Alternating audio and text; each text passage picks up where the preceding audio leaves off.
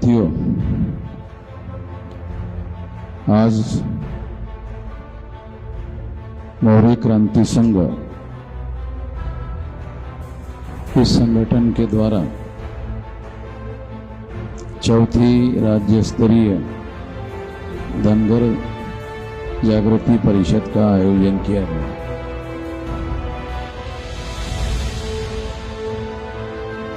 इस परिषद को करने के लिए कितनी डिफिकल्टीज आई, इसके बारे में पाटिल के द्वारा मेरे भाषण के पहले उन्होंने बहुत सारी बातें आप लोगों को बताई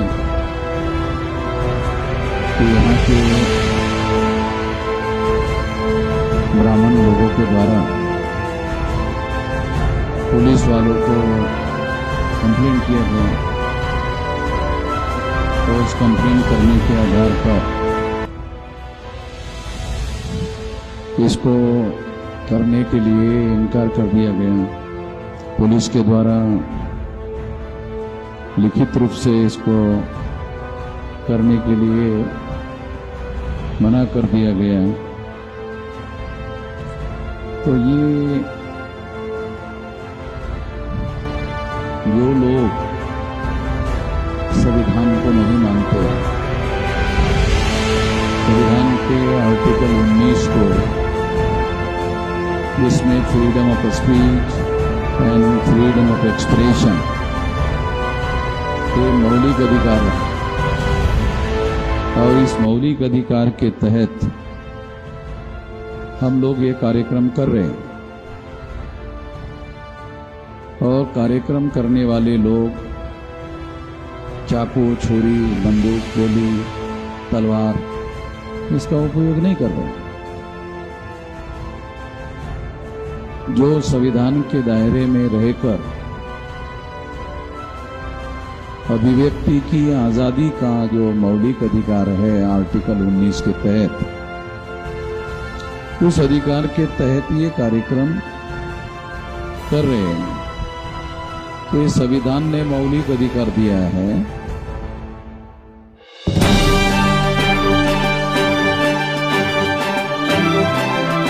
और मौलिक अधिकार के अंतर्गत हम लोग कार्यक्रम कर रहे हैं। इस मौलिक अधिकार को जो लोग विरोध करते हैं वो संविधान के विरोधी लोग हैं, और जो संविधान के विरोधी लोग हैं वो संविधान द्रोही लोग हैं, और जो संविधान द्रोही लोग हैं वो देशद्रोही लोग हैं।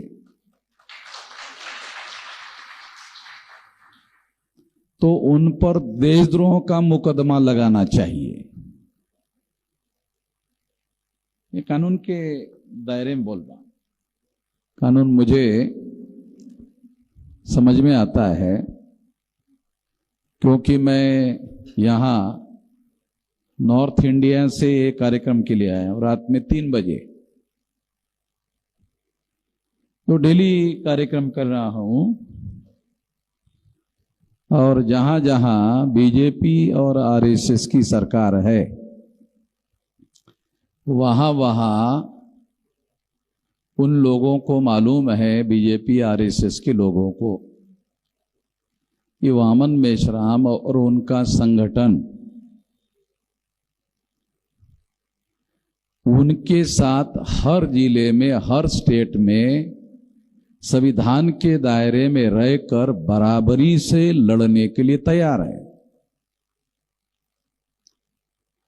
बराबरी से लड़ने के लिए तैयार है। तो आरएसएस और भाजपा के लोगों को हमने लगभग हर बार परास्त किया, क्योंकि हम संविधान का सहारा ले रहे, संविधान के आर्टिकल 19 का सहारा ले रहे। Freedom of speech and freedom of expression जो मौलिक अधिकार है, फंडामेंटल राइट है, उसका सहारा लेकर के कार्यक्रम कर रहे हैं। इसलिए हम लोग हर जगह आरएसएस और भाजपा के जो लोग हैं उनके विरोध में संविधान का सहारा लेके खड़े हैं। तो हर जगह कामयाबी हमको मिल रही है, संविधान के आधार पर हमको कामयाबी मिल रही है। संविधान के कानून और संविधान के दायरे के अंदर हम लोग काम करते हैं और इस वजह से हमें कामयाबी मिलती है। तो हर जगह आरएसएस और भाजपा के लोग फेल हो जाते, कामयाब नहीं होते। तो ये मैं महाराष्ट्र की बात नहीं बोल रहा हूं, क्योंकि सेंट्रल में भाजपा की सरकार है, उत्तर प्रदेश में भी भाजपा की सरकार, उत्तर प्रदेश में ही कार्यक्रम करके आया हूं। समझ रहे, मैं बहुत खास बात आपको बता रहा। उनकी वहां सरकार है, वहां हम उनके सरकार भाजपा और आरएसएस के संगठन को संगठन के लेवल पर संविधान और कानून के दायरे में रहकर मुकाबला कर रहे हैं। तो वहां जाके कार्यक्रम करके आ रहे हैं और सारे देश भर में कर रहा हूं। सेंट्रल में तो बीजेपी की सरकार है, हर जगह बीजेपी की स्टेट लेवल पर सरकार नहीं है, मगर जहां बीजेपी की सरकार है वहां भी सारे देश भर में कार्यक्रम कर रहा हूं। 567 जिलों में हमारा संगठन है और ये दिसंबर तक 729 जिलों में हो जाएगा। जो लोग हमारे संवैधानिक अधिकारों का विरोध करते हैं, हम संगठन शक्ति के बल पर हम कानून और संविधान के दायरे में रहकर उनका बराबरी में मुकाबला करेंगे। हाँ, ये मानेंगे नहीं कि हम संविधान ने हमको आर्टिकल 19 का अधिकार दिया, मौलिक अधिकार दिया, और तुम संविधान का विरोध करते हुए हमारा विरोध करते हो।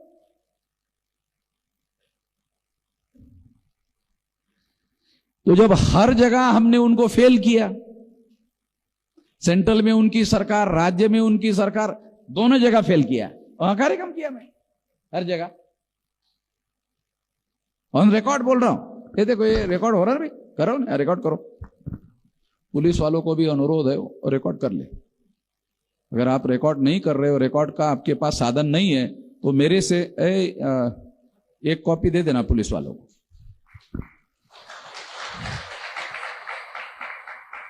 एक वीडियो बनाकर उनको दे देना। तो मैं आप लोगों को एक खास बात बता रहा हूं, एक खास बात समझाने का प्रयास कर रहा हूं कि संविधान के आर्टिकल 19 का विरोध करने वाले जो लोग हैं वो संविधान द्रोही लोग हैं, और जो संविधान द्रोही लोग हैं उनको देश में देशद्रोही कहा जा सकता है। और देशद्रोह का मुकदमा उनके खिलाफ होना चाहिए। जो संविधान के कानून और संविधान के दायरे में रहकर कार्य करते हैं, उनको अवरोध खड़ा करने का काम पुलिस वालों को नहीं करना चाहिए। और पुलिस वाले जब कानून और संविधान के दायरे में होने वाले कार्यक्रम का विरोध करते हैं, तो पुलिस वालों पर आरोप आएगा कि पुलिस वाले आरएसएस और भाजपा के कार्यकर्ता है क्या। समझ रहे हैं? बहुत आसान तरीके से बताता हूं मैं। और ये बात जो मैं अभी कह रहा हूं, यहां के पुलिस वालों के खिलाफ में केवल 72 घंटे में हाईकोर्ट में केस जाएगा। अभी मैं हाईकोर्ट के लॉयर से बात करने के बाद इधर आया, हाईकोर्ट के लॉयर से बात करके आया कि ये पुलिस वालों ने लेटर भेजा हुआ है, इसका स्टडी करके इसका ड्राफ्ट शाम तक तैयार करो और हाईकोर्ट में 72 घंटे में पुलिस वालों के खिलाफ में केस दायर करो। क्योंकि हम जब पुलिस वालों को बोलते हैं कि अरे क्या क्या है, कारण क्या है, बताओ, वो बता नहीं रहे। हाईकोर्ट से नोटिस जाएगा तो फिर हाईकोर्ट में तो बताना पड़ेगा ना। हाईकोर्ट से जब नोटिस जाएगा तो फिर हाईकोर्ट में तो बताना पड़ेगा। हाईकोर्ट को तो आप डिले नहीं कर सकते, ना नहीं कह सकते, वो तो देना पड़ेगा। मैं कानून और संविधान के दायरे में रहकर ये लड़ाई सारे देश भर में लड़ रहा हूं। अगर कोई मुझे कानून और संविधान के दायरे में रहकर कार्य करने के लिए अवरोध खड़ा करता है तो मैं उसको बख्शने वाला नहीं हूं। जो लोग पुलिस के पीछे छुप कर बैठे हुए हैं, मैं उनको भी हाई कोर्ट में घसीटने वाला हूं, उनको भी छोड़ने वाला नहीं हूं। असू दे, फडणवीस आहे म्हणजे काय? फडणवीस का राजा आहे का? फडणवीसला जेव्हा ते उपमुख्यमंत्री झाले तेव्हा त्यांना घटनेची शपथ घ्यावी लागली की मी घटनेनुसार कार्य करेन, पण करून नाही राहिला। तुम्हाला कळत नाही, मला कळते, जे कळते ते सांगून राहिलोय। फडणवीसनी घटनेनुसार मी कार्य करेन अशी शपथ घ्यावी लागते मंत्री होण्याच्या अगोदर, आणि नंतर मग मंत्रालयात जावं लागते। आता फडणवीस त्या शक्तीच्याच विरोधामध्ये काम करते, तो मुझे समझ में आता है ना, मुझे समझ में आता है। तो उसके हिसाब से मैं हाई कोर्ट और सुप्रीम कोर्ट में भी मैं ये केस लड़ता हूं। और खास बात आपको बताता हूं, हाई कोर्ट सुप्रीम कोर्ट में लड़ने के लिए मैं वकीलों को एक नया पैसा नहीं देता हूं।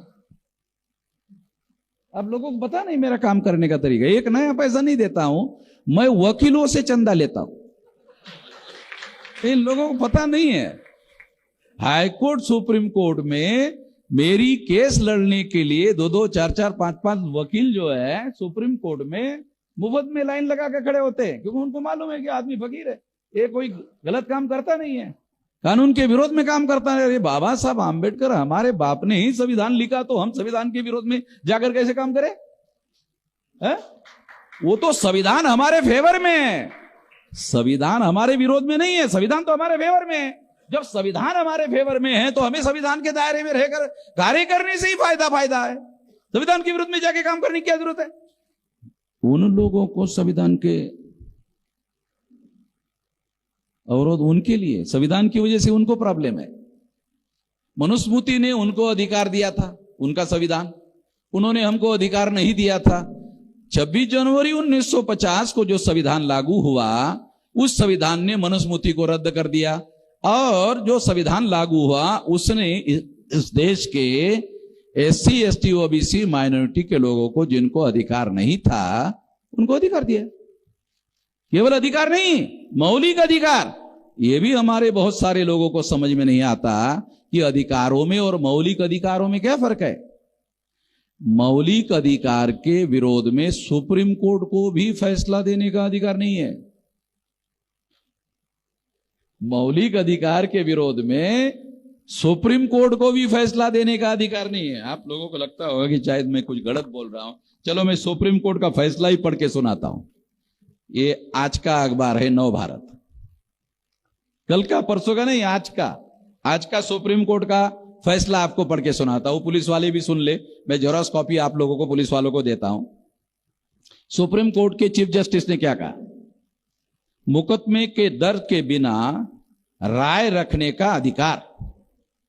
टाइटल ही क्लियर है, फ्रीडम ऑफ स्पीच, जिसके बारे में बोल रहा हूं, आर्टिकल 19 के बारे में है। लोगों को समझ में नहीं आता, और हमारे लोगों ने ये खबर पढ़ी भी नहीं। अरे ये तो अमन मेश्राम वाली खबर है साली, ये तो हमारी समझ के बस की बात नहीं है, ये मैं आपको पढ़ के सुनाता हूं। फ्रीडम ऑफ स्पीच पर सूको यानी सुप्रीम कोर्ट की अहम टिप्पणी। सुप्रीम कोर्ट ने अभिव्यक्ति की स्वतंत्रता या कहे फ्री स्पीच पर अहम टिप्पणी की है। अदालत का कहना है कि भले ही तथ्यों के आधार पर कोई रिपोर्ट गलत ही क्यों न हो, फिर भी उसे लिखने वाले के खिलाफ आईपीसी की धारा 153A के तहत दंडात्मक कार्रवाई नहीं हो सकती। पुलिस वाले सुन ले, ये आज की खबर है, और ये पुलिस वालों को, कमिश्नर को भेजो, ये दूसरी बात आगे,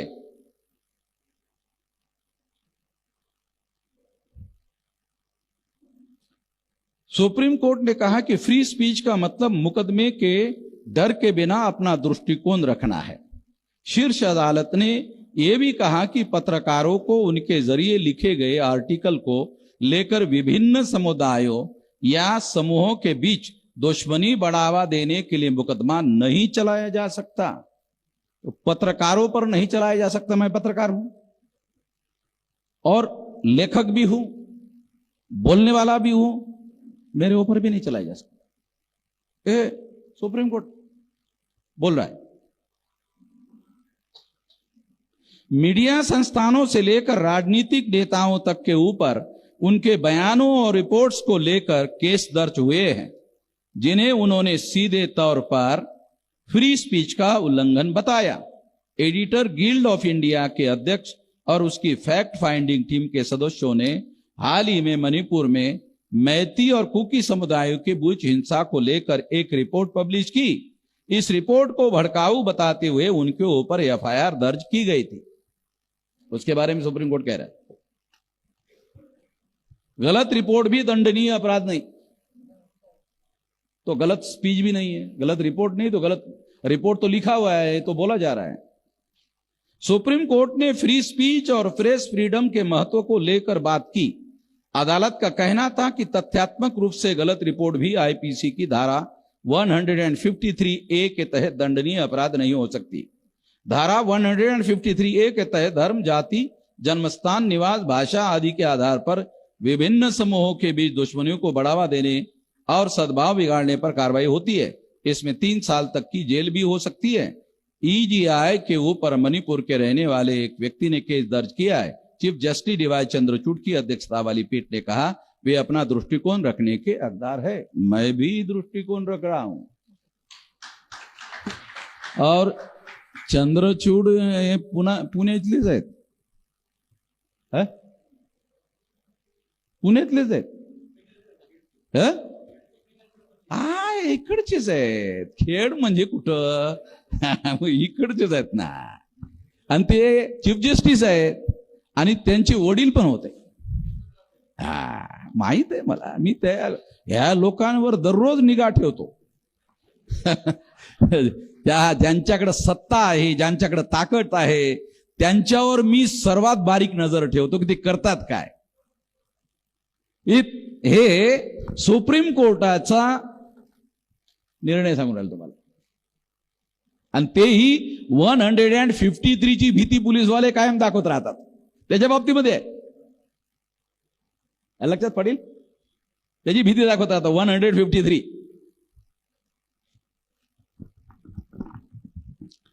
तो हमारे लोगों को, बहुत सारे लोगों को कानून की उतनी समझ नहीं है।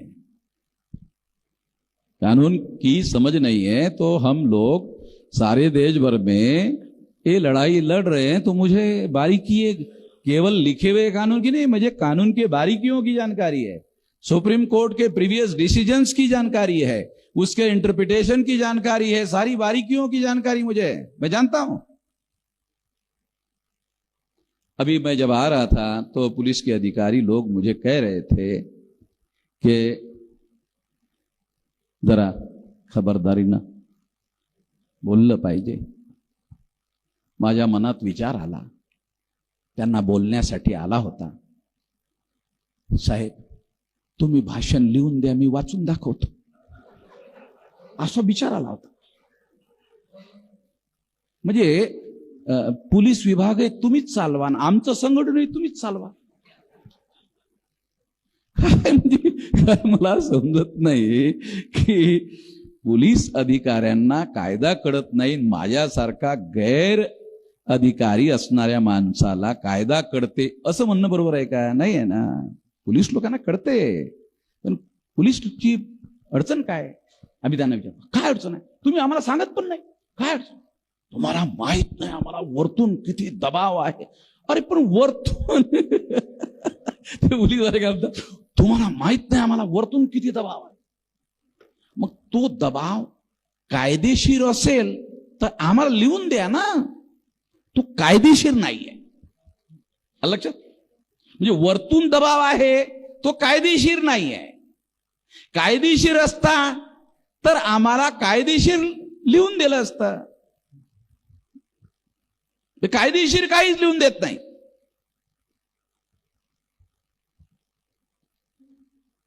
तेव्हा त्यावेळी RSS आणि भाजपाच्या लोकांना हे माहीत आहे की संघटन शक्तीच्या बळावर आम्ही घटना आणि कायद्याच्या चौकटीमध्ये राहून काम करतो आणि त्यांचा या लेवलवर विरोध करतो. त्यामुळे ते आमच्या समोर भारतातल्या कुठल्याच राज्यात टिकू शकले नाहीत. म्हणून ते लोक पोलिसचा सहारा घेतात आणि पोलिसांना इल्लीगल काम करण्यासाठी कामाला लावतात. इल्लीगल काम करायला लावतात. मग पोलीसचे लोक काय करतात? वामन मेश्रामला नोटीस दिली तर तो तर काय ऐकत नाही. लक्षात? मला खास गोष्ट सांग, बारीक विश्लेषण करून सांगतो तुम्हाला, सर्व गोष्टी लक्षात आल्या. वामन मेश्रामला जर आपण नोटीस दिली तो तर काय ऐकत नाही. मग हॉलच्या मालकाला,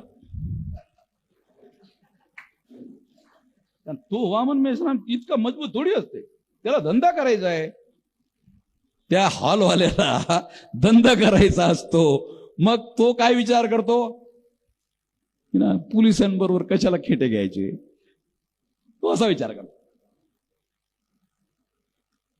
पण त्याला व्यवसाय स्वातंत्र्याचा मूलभूत अधिकार आहे हे त्याला माहीतच नाही. हे आम्हाला माहित आहे ना. हे हॉल बांधणारे जे लोक आहेत, हॉल किरायाने देणारे जे लोक आहेत, त्यांना हे माहीतच नाही की व्यवसाय स्वातंत्र्याचा अधिकार हा मूलभूत अधिकार आहे आणि मूलभूत अधिकार थांबवण्याचा पोलिसांजवळ अधिकार नाही आहे. हे आमच्या लोकांना सुद्धा माहित नाही, आमच्या नेत्यांना माहित नाही. हे मला मीच शिकवून राहिलो त्याच्यातल्या लोकांना.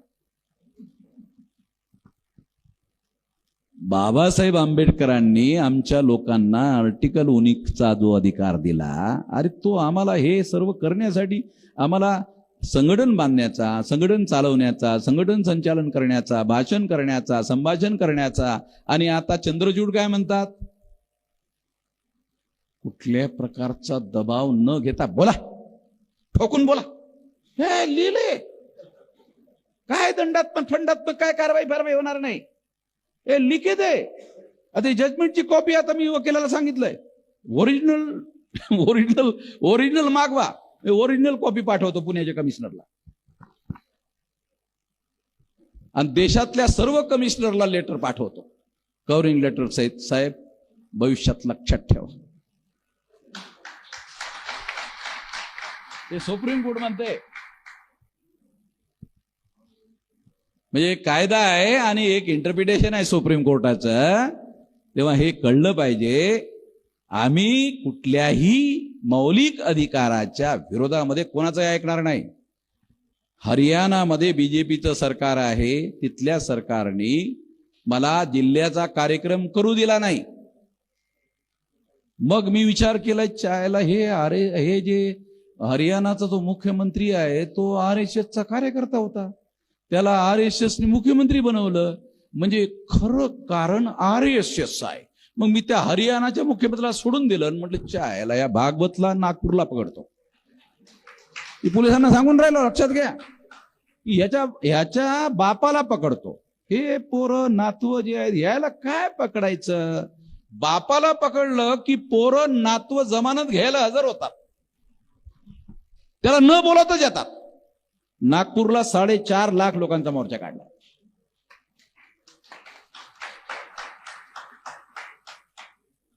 मग पोलीस कमिशनर साहेब मला भेटायला आले. मग पोलीस कमिशनर साहेब मला म्हटलं साहेब, आमचा मूलभूत अधिकार आहे, ये हमारा मौलिक अधिकार है, ये फंडामेंटल राइट है, ये रोकने का अधिकार नहीं है, आप नहीं रोक लगा सकते. तो कमिश्नर साहब क्या बोल रहे थे नागपुर के? पिंपरी चिंचवड से 100 गुना बड़ा कमिश्नर है. कमिश्नर के भी लेवल होते हैं. नागपुर का कमिश्नर 100 गुना बड़ा कमिश्नर है. वो कमिश्नर क्या बोल रहा था मुझे? नागपुर का की ते आम्हाला वरतून ते म्हटले आम्हाला वरतून दबाव आहे. हो मी त्यांना म्हटलं हे वरतून दबाव आहे तुमच्यावर आहे ना. हो तुम्ही बघून घ्या ना, आमचे मूलभूत अधिकार आहेत. मग तुम्ही आमचे मूलभूत अधिकार आम्हाला वापरू द्या आणि तेच वरतून वरतून बघून घ्या. ऊपर से ऊपर देखते रहो. हमारा अगर आप मौलिक अधिकार रोकते हो तो पुलिस वालों की टीम, मैंने हाईकोर्ट के वकीलों की टीम नागपुर हाईकोर्ट में केस दायर कर दिया है और आपको नोटिस मिल गया. हाँ मिल गया, इसीलिए बोल रहा हूं. नहीं, आपके 4 लाख से ज्यादा लोग आए हैं, वो हमारी सुन नहीं रहे. कमिश्नर साहब मुझे बोल रहे, क्या बोल रहे हैं? वो 4-4.5 लाख लोग आए हुए हैं और वो हमारी सुन नहीं रहे. अरे मैंने क्या कमिश्नर साहब, वो लोगों को आपका सुनने के लिए मैंने तैयार किया क्या? मेरा सुनने के लिए तैयार किया. अरे क्या आपका सुनने का मतलब है फडणवीस का सुनने का?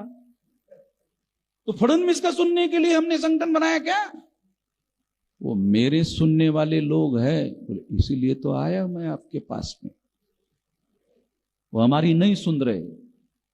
बोले आप गाड़ी में बैठते हो क्या? वहां जाके आप कहो. मैं तुम्हारे कहने पर थोड़ी चलूंगा, तुम्हारे कहने पर नहीं आ सकता. तो मेरे लोग आंदोलन करते रहेंगे. मैं वीडियो बना के देता हूं. आपको संविधान के अनुसार आंदोलन करने का अधिकार है. शांतिपूर्ण तरीके से आंदोलन करो. ऐसा वीडियो पुलिस कमिश्नर के सामने बना के दे दिया. ये मैंने ये बांटो. मैं आपको बताना चाहता हूं, देश की कोई भी ताकत जो संविधान के आर्टिकल 19 का जो मौलिक अधिकार हमको मिला हुआ है उसको रोकने की कोशिश करेगा. मैं किसी की भी मानने वाला नहीं, केवल संविधान की मानूंगा, केवल संविधान की मानूंगा, किसी की भी मानूंगा नहीं. और अगर किसी ने जबरदस्ती करने की कोशिश की तो वो ज्यादा से ज्यादा मुझे जेल में लेके जा सकते हैं. जेल में जाने से किसको डर है?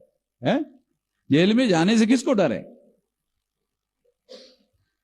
जेल में जाते जाते ही गांधी जी महान हो गए थे.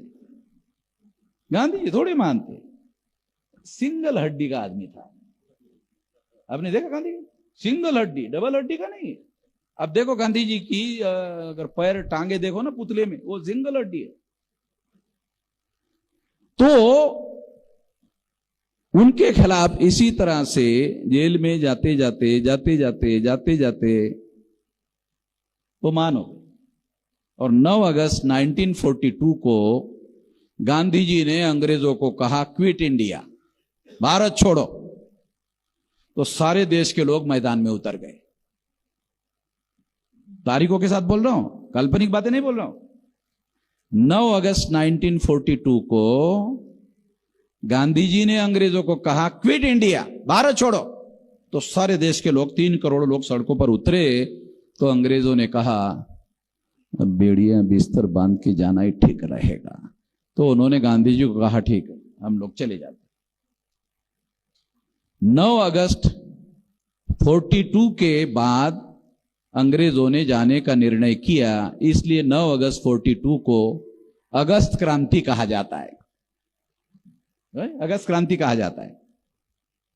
इसलिए मैं आपको कहना चाहता हूं, कानून और संविधान के दायरे में रहकर हम हर प्रकार का आंदोलन करेंगे. ये तो छोटा कार्यक्रम है, ये छोटा कार्यक्रम है. आंदोलन करेंगे और 2030 तक 6 लाख गांव में होगा. 2030 तक 6 लाख गांव में होगा. तो इसलिए मैं ब्राह्मणों को अनुरोध करता हूं कि हमसे लड़ने भिड़ने का काम छोड़ दो. अंग्रेज भारत छोड़कर चले गए, आधी आजादी मिली. ब्राह्मण अभी काबिज है. अंग्रेज विदेशी, ब्राह्मण भी विदेशी, अंग्रेज चले गए, आधी आजादी हमको मिली। इसके तहत बोल रहा हूं, ये आधी आजादी के तहत बोल रहा हूं। अब पूरी आजादी के लिए आधा रह गया है, तो आधे के लिए 6 लाख गांव का संगठन ये 2-4-5 साल में हो जाएगा। और महाराष्ट्र में तो लोकसभा का और विधानसभा का चुनाव है 2024 में। तो मैं स्टैम्प पेपर पर मेरे से लिखवा लेना, ये फडणवीस वापस आने वाला नहीं, समझे ना, फडणवीस वापस आने वाला नहीं है। तो पुलिस वालों को भी थोड़ा सा ध्यान रखना चाहिए इस बात का जो मैं कह रहा हूं। फिर हम लोगों को नमस्कार करना पड़ेगा, अभी उनको नमस्कार कर रहे हो, भाई ध्यान रखना चाहिए ना, ये सारी बातों का ध्यान रखना चाहिए। लोकतंत्र है, 5 साल का पट्टा लिखा जाता है, ज्यादा साल का नहीं, 5 साल का।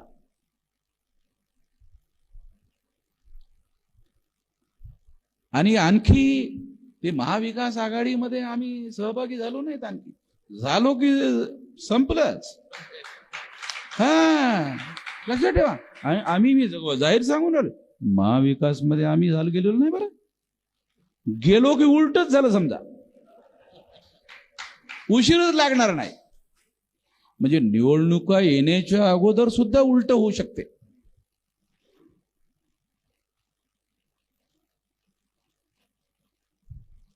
चोवीस तारखेला सत्यशोधक चळवळीचे 150 वर्ष आहेत, त्या निमित्तानं पवार साहेब आणि मी एका कार्यक्रमामध्ये आहोत, आणखी एकत्र आलो नाहीत आम्ही, लक्षात ठेवा, परमात्माचा मुद्दा सांगतोय। तुम्ही आमदार खरेदी करा, आमदाराला विकत घ्या, सरकार बनवा, समाजात बहुमत कसं मिळवाल? यायला सांगा बरं, तुम्ही आमदाराला विकत घेता, खासदाराला विकत घेता, सरकार बनवता, समाजातलं बहुमताचं काय करणार? ते कायम आमचंच आहे, समजतं का काय म्हणून राहिलो? ते समाजामध्ये आमचंच बहुमत आहे, 1.5-2% लोकांचं नाही आहे। तेव्हा ह्या बाबी यांनी लक्षात ठेवल्या पाहिजे, आणि त्या लक्षात ठेवून त्यांनी विचार केला पाहिजे, काम केला पाहिजे ना। कारण पोलिसांच्या पाठीमागे लपणं बरोबर नाही, समोरासमोर या, समोरासमोर या। आमची काही चाकू छुरी बंदूक गोली तलवार घेऊन आम्ही लढून नाही राहिलो, हम गोली चलाने वाले लोग नहीं है, बोली चलाने वाले लोग है।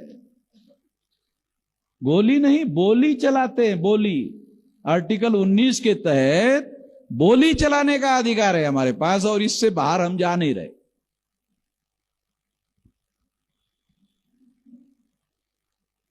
जो लोग संविधान के हमारे अधिकारों का उल्लंघन कर रहे हैं, बाबा साहब आंबेडकर ने लिख कर रखा, रिकॉर्ड में है मेरे पास, कि जो लोग संविधान के विरोध में जाते हैं उनके विरोध में हिंसा का भी सहारा लिया तो गलत नहीं है। आपको बाबा साहब आंबेडकर का स्टेटमेंट बता रहा हूं, स्टेटमेंट को ठीक से पढ़ लो, समझ लो क्या है। जो लोग संविधान के विरोध में जाकर काम करते हैं उनके विरोध में हिंसा का सहारा लेना भी गलत नहीं है।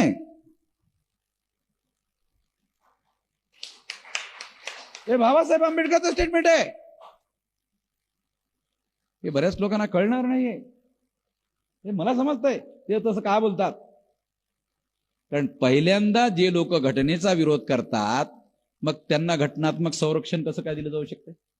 लक्षात, मला तर्क समजून सांगून राहिलो। जे लोक घटनेच्या विरोधामध्ये जाऊन काम करतात ते लोक घटनेच्या रक्षणाचं सहारा घेऊ शकत नाहीत, म्हणून त्यांच्या विरोधामध्ये हिंसा सुद्धा केली तर तशा पद्धतीचे एलिमेंट हे दाबून टाकले पाहिजेत। आणि पोलिसांना दंडे मारण्याचा अधिकार कुठल्या आधारावर? गैरकानूनी काम करून राहिले म्हणून दंडा मारण्याचा अधिकार। मग पोलिसांना जर दंडा मारण्याचा अधिकार आहे तर समाजाजवळ का नाही? आलं लक्षात? ही कायदेशीर बाबी तुम्हाला समजून सांगून राहिलो. आम्हाला घटनेच्या अधिकार मिळालेले आहेत. घटनेच्या बाहेर जायची बिलकुलच आवश्यकता नाही आहे. 5% घटनेचे अधिकार लागू झालेले नाही आहेत. ते लागू करण्यासाठी संघटित शक्ती निर्माण करत आहोत. 5%. आणि मगून ही लढाई कायदा आणि घटनेच्या चौकटीमध्ये राहूनच आम्ही लढणार. मी अशा प्रकारचं सर्क्युलर काढलेलं आहे माझ्या संघटनेमध्ये की जो कार्यकर्ता कायदा आणि घटनेच्या विरोधामध्ये जाऊन काम करेल त्याला मी संघटनेतून काढून टाकेन. त्याला मी संघटनेत ठेवणार नाही. मग मी माझ्या संघटनेच्याच कार्यकर्त्याला सोडत नाही, तर जे कोणी घटना आणि संविधानाच्या विरोधात जाऊन काम करतात त्याला सोडून देईन का? म्हणून पोलिसांनी RSS भाजपाच्या सांगण्यावरून आमच्या हॉलचे आणि ह्या लोकांना त्रास देण्याचं काम केलं. त्याचे सर्व लिखित पुरावे एकत्र झालेले आहेत. वकिलांना आदेश देऊनच इकडे आलो की पोलिसांच्या विरोधामध्ये हायकोर्टामध्ये केस दाखल करा. ठाण्याच्या कमिश्नरवर मी केस दाखल केली होती. ठाण्याच्या पुलिस कमिश्नर पर मैंने केस दायर किया था बॉम्बे हाई कोर्ट में. उसके बाद दोबारा मुझे ठाणे में कभी दिक्कत नहीं हुई. आता पिंपरी चिंचवडचे पोलीसवाले जर समजा अशी इच्छा ठेवत असतील तर त्यांची इच्छा पूर्ण करतो की त्यांच्या विरोधामध्ये मी हायकोर्टामध्ये केस दाखल केल्यानंतर मग तुम्हाला इकडे अडथळा येणार नाही म्हणून तसंच करतो. कायदा हातात नाही घेणार, ते हायकोर्ट ठरवेल. तेव्हा आम्ही कायदा हातात घेणार नाही, कोणाला कायदा हातात घेऊ देणार नाही. कायदा दुतर्फी आहे, लक्षात ठेवा. कायद्याची धार एकतर्फी नाही की फक्त पोलिसच चालवतील. पोलिसच नाही, आम्हाला पण चालवायचा घटनेमध्ये अधिकार आहे. तर आम्ही सुद्धा तो अधिकार वापरून राहिलो. मी ऍडव्होकेट रणजित पाटलांना ही केस हायकोर्टामध्ये घेऊन जायला सांगितलेली आहे. माझी गॅरंटी आहे 200% पोलिसांना हायकोर्टामध्ये उत्तर देता येणार नाही. कारण ठाण्याच्या हायकोर्ट यांनी दिलं नाही, अनेक ठिकाणच्या लोकांनी दिलं नाही. त्यामुळे कारण त्यांना देता येत नाही, त्यांच्याजवळ असे अधिकार नाहीत. तिथे इन्स्पेक्टर मुस्लिम लोकांकडे गेले आणि मुस्लिम लोकांना ते पोलीस इन्स्पेक्टर जाऊन बोललेत, वामन मेश्रामला कशाला बोलावलं. इन्स्पेक्टर त्या मुस्लिम लोकांना म्हणले, साहेब, मग ते काय म्हटले मुस्लिम, साहेब तुम्ही वामन मेश्रामला थांबवून द्या. तेच तर आम्ही करू शकत नाही. ते काय म्हटले ते सांगून येईल तुम्हाला. मग ते लोक मुस्लिम काय म्हटले त्यांना, साहेब तुम्ही त्यांना अडवा, ते करू शकत नाही म्हणून तर तुझ्याकडे आलो. हे वामन मेश्राम काही चोंट्या संट माणूस नाही ना, बुरटा माणूस नाही ना. तो नॅशनल प्रेसिडेंट आहे आणि सुप्रीम कोर्टापर्यंत केस लढून जिंकलेले आहेत निवडणूक आयोगाच्या विरोधामध्ये. अलग लक्षात. कारण मी कुठलंच बेकायदेशीर काम करत नाही, कोणाला करू देत नाही. पुरावे गोळा करतो आणि पुरावा गोळा करून मग कोर्टात दाखल करतो, त्यांना उत्तर देता येत नाही.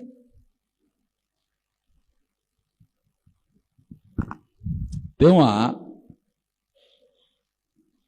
पोलिसांना मी आता विनंती करतो की भविष्यामध्ये आमच्या घटना आणि कायद्याच्या चौकटीमध्ये केल्या जाणाऱ्या कार्याला अडथळा करू नका.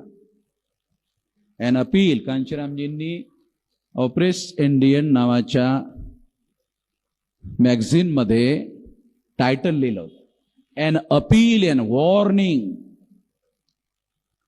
2 शब्द लिखा, an appeal and warning. Appeal है, नहीं मानते हो, वार्निंग. लक्षात मॅडम, अपील करतोय म्हणजे तुम्हाला आम्ही आवाहन करतोय, विनंती करतोय, पण जर तुम्ही आमची विनंती मान्य केली नाही, वॉर्निंग देतो. असं टायटलच आहे. तीच गोष्ट मी या ठिकाणी पोलीसच्या अधिकाऱ्यांना विनंती देऊन सांगतो की कायदा आणि घटनेच्या चौकटीमध्ये राहून जे काही कार्यक्रम होतील त्यांना प्रोत्साहन दिलं पाहिजे, त्यांना अडथळा आणता कामा नये. अडथळा आणला तर आम्ही हायकोर्ट, सुप्रीम कोर्ट यामध्ये जाऊन आमचे संवैधानिक अधिकार थांबवू. आमच्याकडे 2 शक्ती आहेत, एक हायकोर्ट, सुप्रीम कोर्टामध्ये जाऊन ह्या चुकीच्या गोष्टी थांबवणे, आणि दुसरं, मी जर समजा महाराष्ट्रातील लोकांना पिंपरी चिंचवडच्या इकडच्या भागाच्या पोलीस चौकीच्या लोकांनी जे बेकायदेशीर कार्य केलं त्याच्या विरोधामध्ये लाख लोक महाराष्ट्रातले जर समजा या ठिकाणी या, लाख लोक येतील, विनाकारण झंझटीत पडू नका तुम्ही, अजय या झंझटीत पडू नका. जर मी महाराष्ट्रातल्या लोकांना म्हटलं की लाख लोक या, लाख लोक येतील,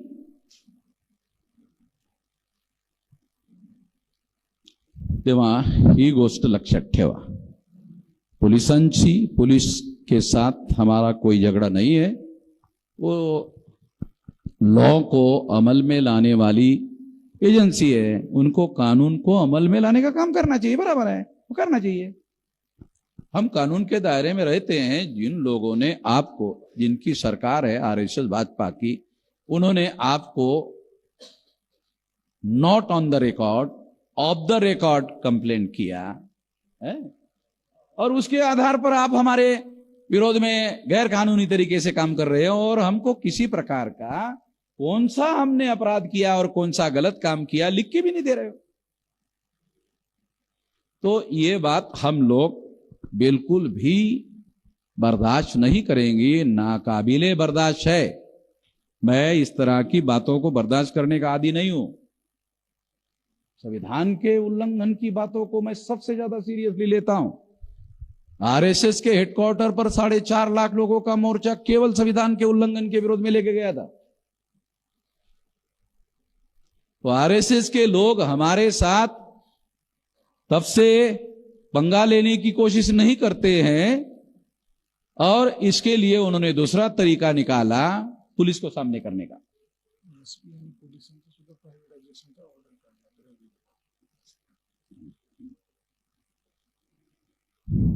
तेवा मैं आपको यहाँ बैठे हुए जो धनगर समाज का जो ये कॉन्फ्रेंस है, ये जो परिषद है, जागृति परिषद है, तो 1 हफ्ते से पुलिस वाले लोग हमारे लोगों को प्रचार करने से रोक रहे, लोगों को जागृत करने से रोक रहे, लोगों को इस परिषद में लाने से रोक रहे, और पुलिस में बुला रहे, चौकी में बुला रहे, ताकि हमारे कार्यकर्ता को प्रचार प्रसार करने से रोका जाए, ताकि तैयारी अधिवेशन की ना हो, लोग कम संख्या में आए.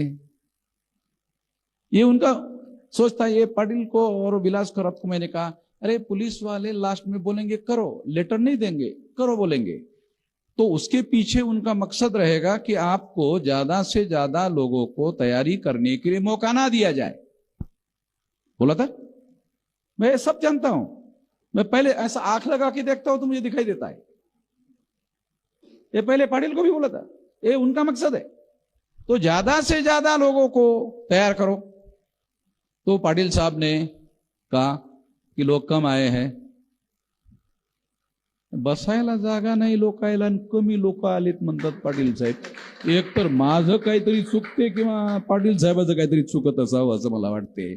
लोकांना जर बसायला जागा नाही तर याचा अर्थ लोक जास्त झालेत असा त्याचा अर्थ आहे. जे खरं आहे ते सांगितलं पाहिजे. जे सत्य है ते सांगितलं पाहिजे, जो सच है वो बताना चाहिए। इसलिए मैं आपको बताना चाहता हूं कि हम लोग इस तरह की रुकावटों को मानने वाले नहीं है। ये धनगर जाति के लोगों को जागृत करने का कार्यक्रम है।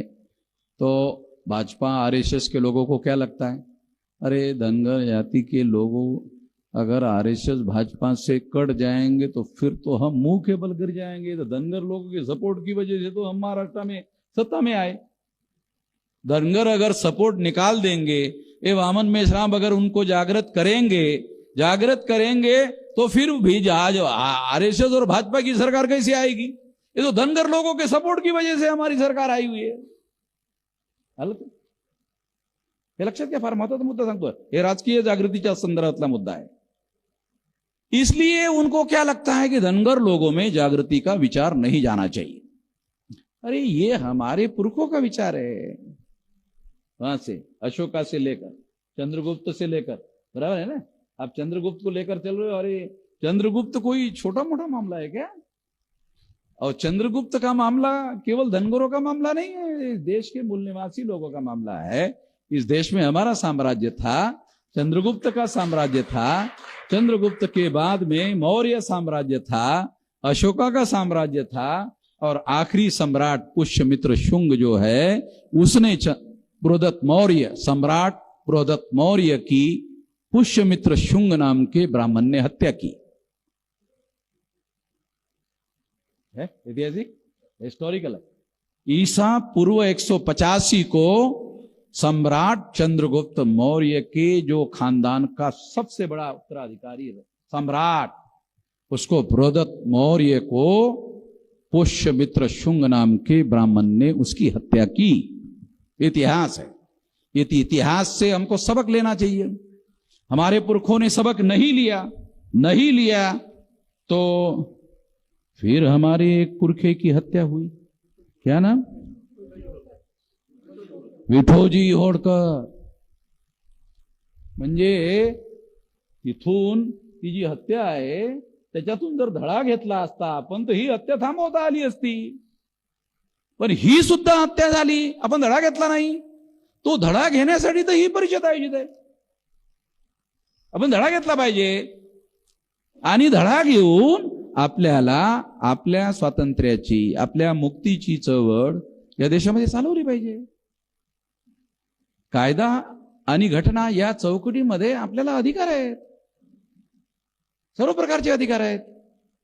हे अधिकार आपण समजून आपल्या लोकांना जागृत केलं पाहिजे, संगठित करना चाहिए। और संगठित करके अगर हम ऐसा करते हैं तो निश्चित रूप से हम लोग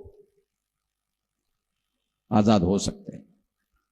मेरा ऐसा मानना है 2030 तक, अभी 7 साल का समय है, 2030 तक 6 लाख गांव का संगठन खड़ा हो जाएगा। आप बोलेंगे कैसा हो जाएगा? मेरे पास कोई काम धंधा है क्या इसके सिवा? ये संगठन, संगठित शक्ति निर्माण करने का तो मेरे पास काम धंधा है। मेरे पास काम धंधा ही नहीं है, एक ही काम धंधा है। तो 6 लाख गांव का संगठन खड़ा हो जाएगा। आरएसएस भाजपा के लोगों को मालूम है, इसलिए वो सामने नहीं आ रहे, पुलिस को सामने कर रहे।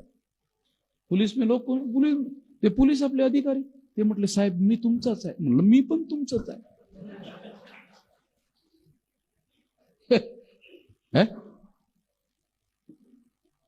हा, आम्ही घटनेच्या चौकटीमध्ये राहून काम करणारे लोक आहोत।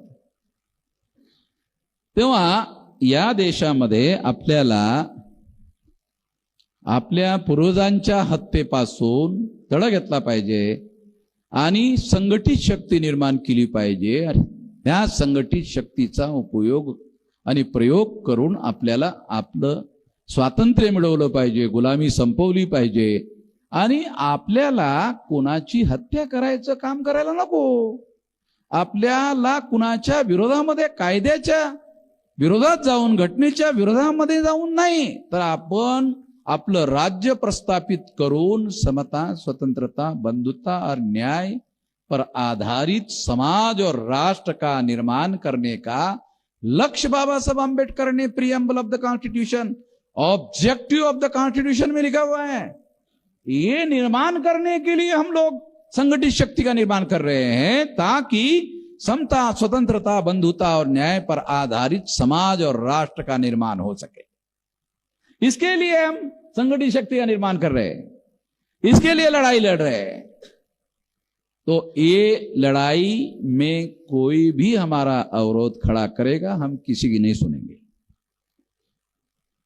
संविधान ही हमारा, लॉ ऑफ द लैंड ही हमारे समर्थन में है, उसके समर्थन से बात आगे बढ़ाएंगे। मैं इस मौके पर केवल इतना ही कहना चाहता हूं कि हमें संगठित शक्ति शांतिपूर्ण तरीके से निर्माण करना चाहिए और शांतिपूर्ण तरीके से परिवर्तन के लिए शक्ति का उपयोग और प्रयोग करना चाहिए। इतना ही इस मौके पर कहता हूं।